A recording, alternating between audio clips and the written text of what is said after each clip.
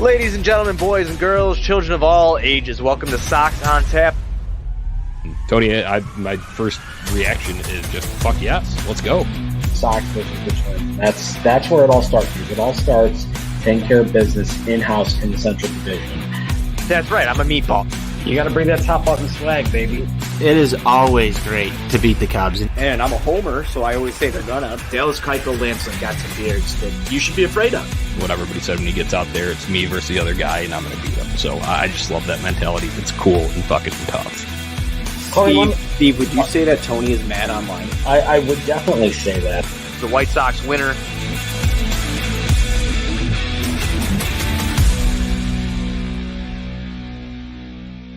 Hello, White Sox fans, and welcome into a winning edition of the Sox On Tap Postgame Show. This is Tony Marchese alongside NWI Steve, and we are here to recap a tremendous victory over the Cleveland Guardians. Steve, how you doing, my friend? Hey, yo, Anthony. I'm doing great. I'm powered by 69 Mega tonight.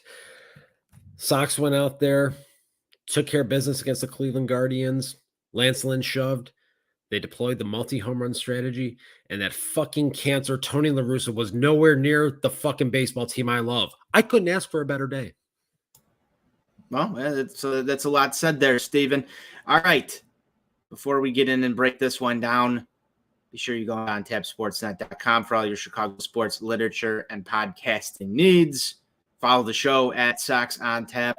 Follow us on the main account on Twitter as well at OnTap Sportsnet, and go subscribe to the YouTube page. Drop in the comments. We love the comments. We've already got our guy Sal in here.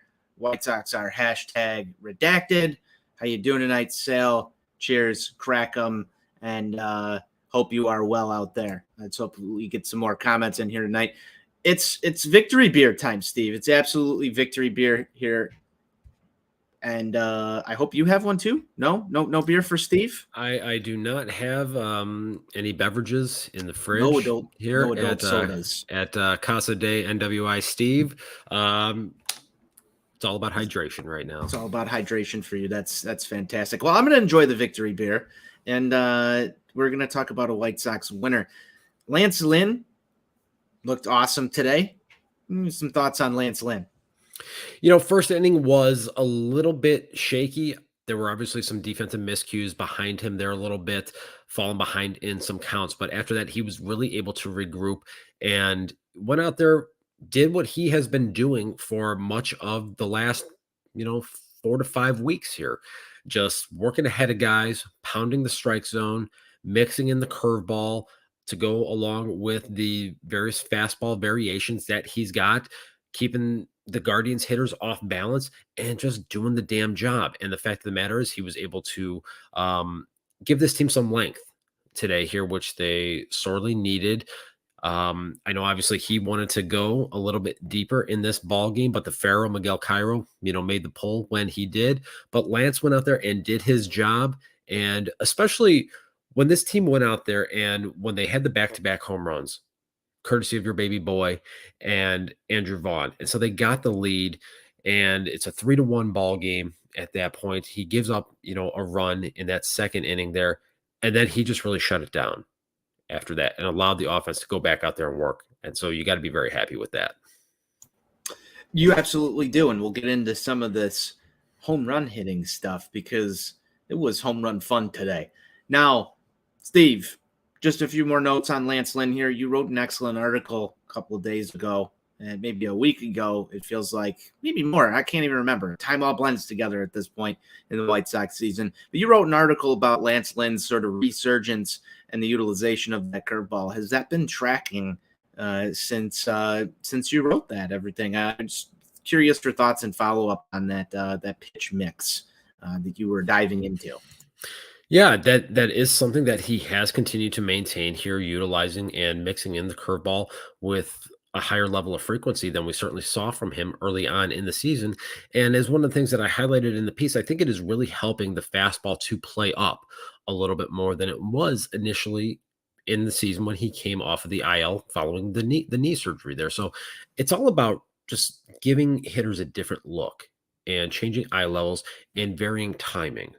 One of the age-old adages about pitching is that the art of pitching is the art of upsetting timing for the hitters.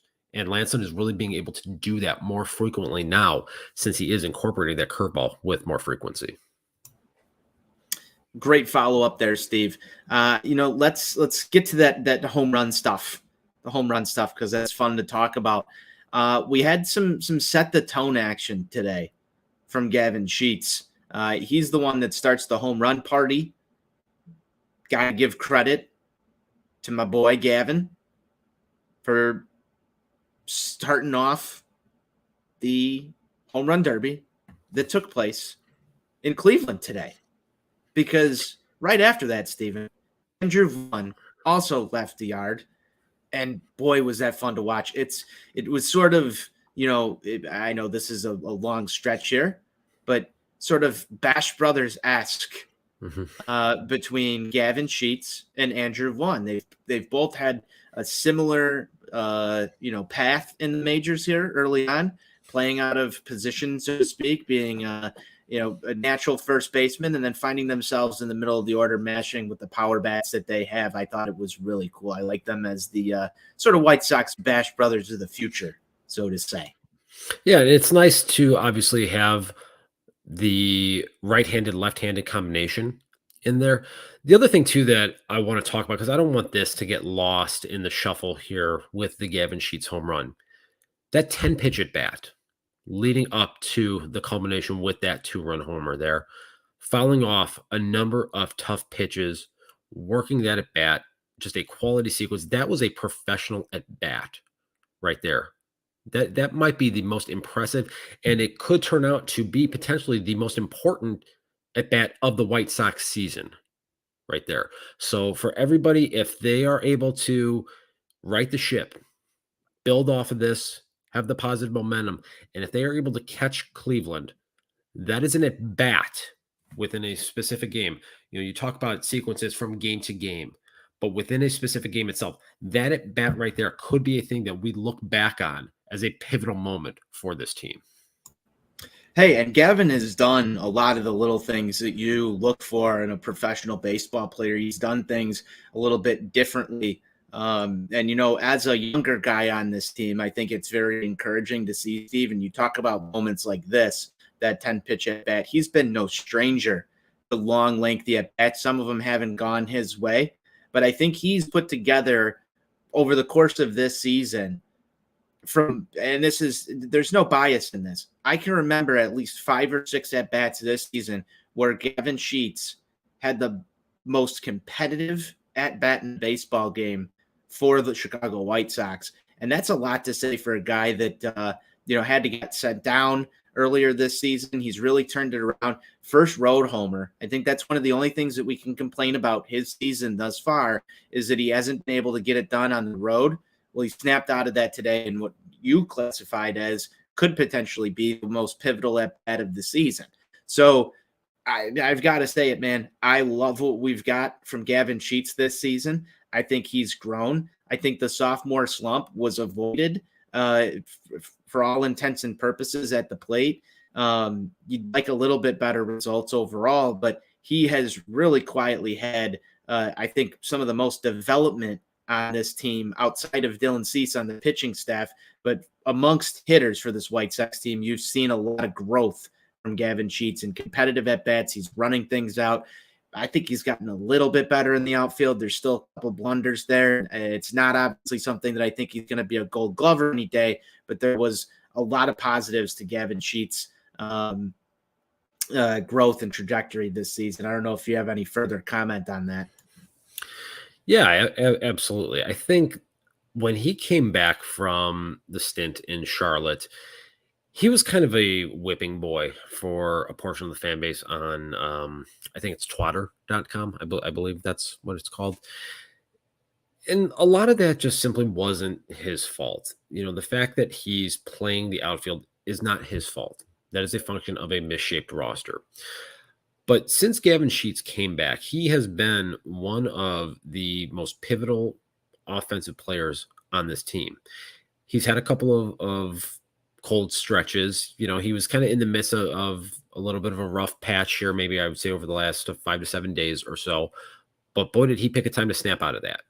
And so, really, for a lot of the flack that he has gotten this year, he really shouldn't be getting it to the level that he was. Like I said, since he came back up from Charlotte, I don't know how anybody can really look at things and say that Gavin Sheets has been a problem for this team. He's been providing power in the middle part of this lineup and being able to do it from the left-hand side of the plate. If you want to critique one thing, it's that he doesn't take walks, but if you're not going to take walks, you got to slug, and he's slugging. So I got no issues with what we've seen from Gavin Sheets from a developmental standpoint here in 2022. Excellent hashtag analysis there, Stephen. Now, the guy who hit the home run after him, as we just mentioned, Andrew Vaughn, and I may be making this Bash Brothers reference because there was a camera shot of Andrew Vaughn down in the dugout trying to mash forearms with people after that home run. I don't know if you caught that, but it was Bash Brothers-esque, and I loved it. He's also had some development this year. You like a little bit more power. You got that power today, and we know about the multi-home run strategy here on Sox on Tap. It was so awesome to see the multi-home run strategy deployed, I would say, in a set-the-tone manner, Stephen, when you do it back-to-back in the second inning. You really can't ask for more than back-to-back home runs in your first time through the order. Especially considering the fact that in the top half of the first inning, the at-bats were not particularly great. They went down in order against a guy that Cleveland had just called up from Double-A that had gotten tattooed in his one major league start against the Houston Astros. And for him to go out there and retire the side in order in that first inning, you're thinking to yourself, here we go again. Another classic example of an inexperienced pitcher just coming up, taking advantage of the White Sox aggressiveness and looking like Cy Young out there. And they were able to turn that around on him. And once those floodgates opened, baby, they did not stop. And you love to see it. You absolutely do. Now, there was one little rocky point in here, and that comes in the bottom of the second, Steve. Cleveland was able to get one back there. And we had a brief moment where I thought to myself, boy, this game can get ugly. And that's courtesy of an infield pop-up that falls between Yasmani Grandal and Jose Abreu. And Cleveland's able to scrape one across there. Lance gets the job done and gets out of this avoiding further harm. But, man, I just felt it right there that it was going to go sideways, Steve. I was bracing for impact after that ball dropped in the infield. I think we all were. That was just another classic example of the Little League bullshit that has plagued this team for a vast majority of the season, rearing its ugly head once again and doing so at a very pivotal moment in a game that you can't afford to lose, if we're being totally honest with ourselves. And I think the collective fan base all just kind of threw our hands up. It was like, oh, well, here we go. And Lance was able to buckle down after that and really just take care of business and just be the consummate professional that he is. And that's what this team really needed. And that, I think, is a big function of why his spot in the rotation was swapped to pitch this game today. Because do you think if that happens with Lucas Giolito on the mound, we have the same outcome? We were talking a little bit about this on the last show here, Steve, and I don't think that Lucas Giolito gets through that. And that's been kind of the Lucas Giolito that we've seen all season. Now, I don't want to go and play what ifs. This is just my personal belief. If you have something like that happen, I think he gets a little flustered and damage is a lot more than what Lance was able to navigate there. But that's sort of the problem whose year isn't going exactly the way that one would hope. And I thought it was a smart move by the White Sox organization to slot Lance Lynn into this start. And I'll continue to say that, especially how pivotal this matchup was. Steve, the White Sox offense continued to just mash baseballs through all the way till the end of the fifth inning. And it was just home run after home run after home run. I don't know if you want to go through each and every one of these, but I'm curious, which one was your favorite? I think seeing Elvis Andrus being a guy that I wrote about not too long ago and the impact that he has had on this club, to see him just come in and really breathe life into this offense and being able to do so from a power standpoint, which is something that I don't think a lot of us would really have anticipated.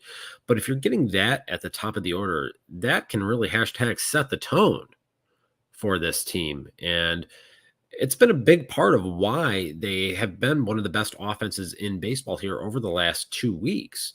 So seeing him continue to drive the baseball and get the extra base hits when this team for 5 months of the season was devoid of any kind of slugging, seeing it come through now at the most pivotal stretch of the year. We got to be real about this. It's huge, honestly. And again, just not a source that we were anticipating it coming from. So anytime you see him come out there and just continue to drive the baseball, you got to take it. I would tend to agree with everything that you're saying there. And I do. I will hashtag confirm that I agree with everything that you're saying there, Steve. He's been just a joy to watch in a White Sox uniform. We've also kind of gone down this little rabbit hole here on the show about what to do when if Tim Anderson returns, although he was cleared for baseball activities. I believe that was yesterday or 2 days ago. So he's going to start ramping some things up. Expectation is that he's back next week. But, I love the way that this lineup has been constructed since Andrews has assumed that top spot in the order. I think that he has also, like you said, just been a slugging machine that's contagious. That sets the tone. And I think you're spot on with that analysis once again. Now, there's a couple other home runs to talk about. I do agree with you. But outside of, I'll take Gavin Sheets as my favorite one. Outside of that, it's probably Elvis as well. But let's talk a little bit about some of these other guys. Not too much analysis needed on any of these. This was just a home run fest. You had Yoan Moncada leaving the yard. Also, Yasmani Grandal leaves the yard in there. Elvis actually missed one earlier in the game that I thought he was going to get a hold of, and Abreu also had some shots to the wall too, Steve. Looked like they had this guy's number by about the midway through the second inning, and he was figured out. And man, Cleveland just let him wear it.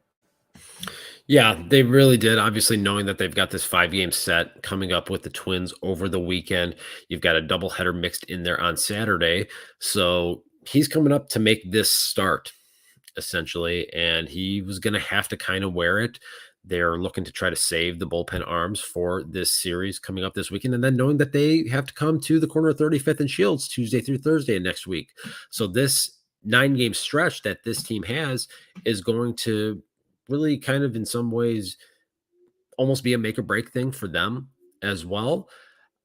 So circling back on the home runs there, talking about Yoan Moncada and Yasmani Grandal, two guys that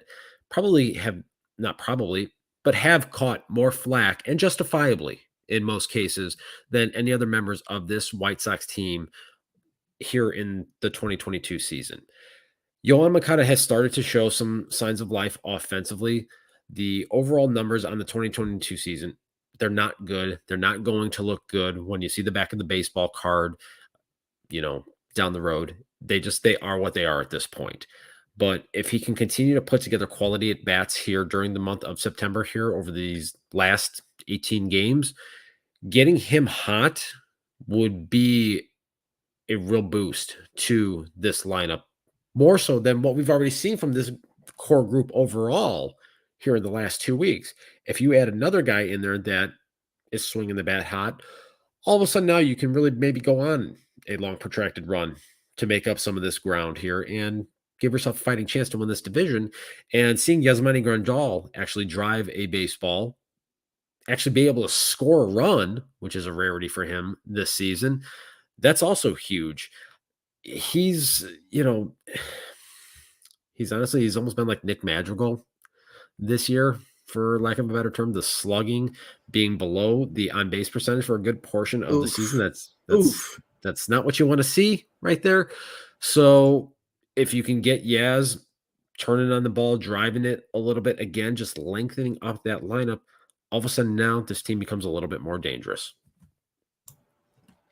It does, and the lineup does feel a little bit more dangerous these days, Stephen. If I'm saying that Yasmani Grandal's hitting home runs, if I'm saying that Eloy Jimenez has just been an absolute monster at DH, if I'm saying that Yohan Moncada has earned his way back up into the 2-hole, it's a very dangerous lineup, and this thing doesn't even feature Luis Robert today. If we want to get to a little bit of news, Steve, he gets taken out of the lineup in today's ball game, and there were some comments that were made about his hand. You want to dive in on that? Yeah, there seems to be some misdirection as far as from a messaging standpoint. You have Miguel Cairo kind of talking about the hand is bothering him a little bit. And then Luis basically trying to downplay when he's talking to Scott Merkin and the rest of the beat reporters, basically just saying that it's fine. He knows he's got to go out there and do what he can do to help this team win. It's very obvious as you watch the at-bats, and one of the things that was talked about in the media scrum here was that as the at-bat lengthens, the situation gets a little bit worse with the hand. So, if he's going out there fouling off pitches, if he has a long protracted at bat, the outcome is not going to look particularly great. And I think that's where you're going to start to see some of these one-handed swings and misses that just look really ugly, for lack of a better term here. So I'm just not confident that they're going to get anything offensively out of Luis Robert here for these last 18 games. He's almost basically become a glorified pinch runner defensive replacement at this point. I know he had a base hit in the game yesterday, but the fact of the matter is they're just not getting anything, and it doesn't look good. So it's one of those things where we're just not going to get a good Luis Robert again until 2023, unfortunately. Seems to be par for what we've been talking about here, Steve, over the past couple of weeks with the Luis Robert wrist injury experience. But that's enough of that for right now. The rest of the lineup got the job done today. Sox win 8-2. They did tack on another run in the 9th inning. They're just as, extra insurance. And you saw a nice little bullpen day from the White Sox. Aaron Bummer, Reynaldo Lopez, Kendall Graveman is out there to shut the door. The Cleveland tacks on an unearned run as well. They're in the 7th inning, but nothing really doing there for Cleveland at all today. And it was just interesting. I mean, this was a game that was a makeup game for what was game 3 of a 3-game set earlier this season. I know fans will remember that I believe it was on a Sunday, and you're sitting down to watch some baseball, and the Cleveland grounds crew doesn't come and do any sort of attempt to get a baseball game played. It was a very, very lengthy delay, and this serves them right for trying to play games and get out of a Dylan Cease start, and Lance Lynn was there to go shut their mouths, and the White Sox end up victorious today. I think it feels fantastic to say that, and it was a must-win game, and they got the job done, and this thing stays alive just a little bit longer. Any final thoughts from today's ball game? It would be a real shame if that rain out, because they were a bunch of little cowards on that Sunday afternoon, if that little rain out, which is going to cause them to have to play like 17 consecutive days with a double header mixed in there, if that really taxed their bullpen and their pitching staff to the point where they just kind of crumble at the end, that would just be sweet, sweet justice. And it would be everything that the Cleveland Guardians and their fans deserve, because anything bad in the baseball world deserves to happen to the Cleveland Guardians. I couldn't agree more. So we're going to look ahead. Cleveland, top of the division. You got a nice little 3-game lead over the Chicago White Sox. They've got, as you just mentioned, a pretty long set with the Minnesota Twins here, Steve.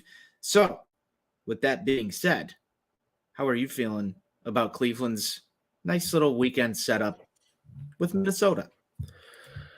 I feel really dirty right now for what I'm about to say, but it would be to our benefit and to the benefit of White Sox Nation if the Minnesota Twins find a way to win at least 3 of these games this weekend.